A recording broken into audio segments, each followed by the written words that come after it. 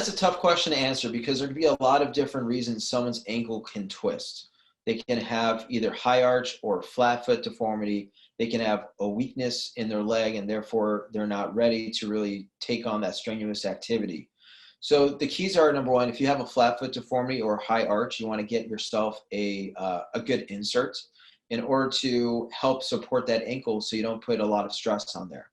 There's really great options nowadays. You can have this done at home, so it's a lot cheaper. You can go on the Dr. Scholl's platforms, which you can find at a lot of drugstores, and it'll tell you which one of those Dr. Scholl's inserts are best for your foot.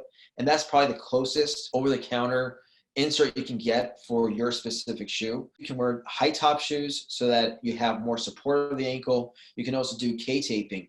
If you've never K-taped, you might want to go to a therapist or a personal trainer to show you how to do it the first time, and then you can do that for yourself in the future.